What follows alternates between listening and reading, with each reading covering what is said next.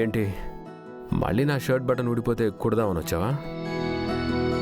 అలాంటి ఆశలేం పెట్టుకోకండి. మిమ్మల్ని అప్రిషియేట్ చేద్దామని వచ్చాను. ఎందుకు? నేను రణ్వీర్ గురించి చెప్పిన 12 అవర్స్లోనే రణ్వీర్ వైఫ్ దాకా వెళ్లారు. ఇంకొక 2 అవర్స్లో తనెవరో తెలుసుకోబోతున్నారు. నాకు చాలా హ్యాపీగా ఉంది. రణ్వీర్ వైఫ్ ఎవరో తెలిస్తే మీకు గతం మొత్తం గుర్తొస్తుంది. ప్రాబ్లమ్స్ అన్నీ సాల్వ్ అయిపోతాయి. నాకు తెలియక అడుగుతున్నాను. నాకు గతం గుర్తొస్తే నీకొచ్చే బెనిఫిట్ ఏంటి?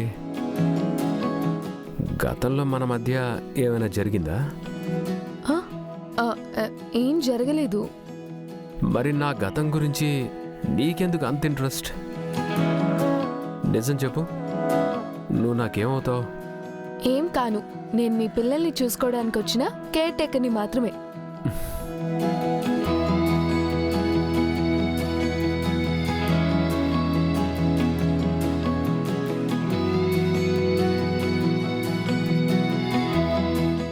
ఏంటి సార్? నువ్వు ఇప్పటిదాకా పెళ్ళెందుకు చేసుకోలేదు? నచ్చినవాడు దొరకలేదు. నీకెటువంటి వాడు కావాలి? మీకెందుకు? ఊరికే చెప్పు. నువ్వు పెళ్లి చేసుకోబోయేవాడికి ఎలాంటి క్వాలిటీస్ ఉండాలి?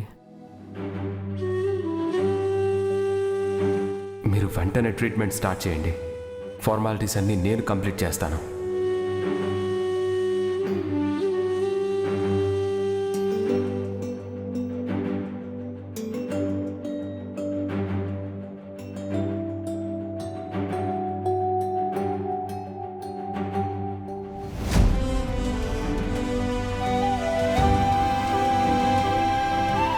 నా చిన్నప్పుడే మా అమ్మ చనిపోయింది.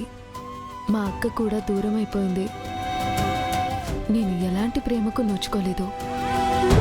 నాకు కాబోయేవాడు నేను కోల్పోయిన ప్రేమంతా తిరిగిచ్చేవాడు కావాలి. తల్లి లేని నన్ను తల్లిలా లాలించాలి. నా తండ్రిని తన తండ్రిలా చూసుకోవాలి. నేను అలిగితే బుజ్జగించాలి. నేను తప్పు చేస్తే తిడుతూనే ప్రేమించాలి. ముఖ్యంగా సొంత కుటుంబం గురించే కాకుండా సొసైటీ గురించి, దేశం గురించి కూడా ఆలోచించాలి. అదేంటి, నీ కాబోయేవాడి క్వాలిటీస్ గురించి అడిగితే నా గురించి చెప్తున్నావు? నీకు నాలాంటి వాడు కావాలా లేక నేనే కావాలా?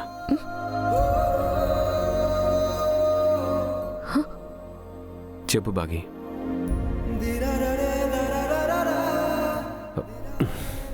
చెప్పు.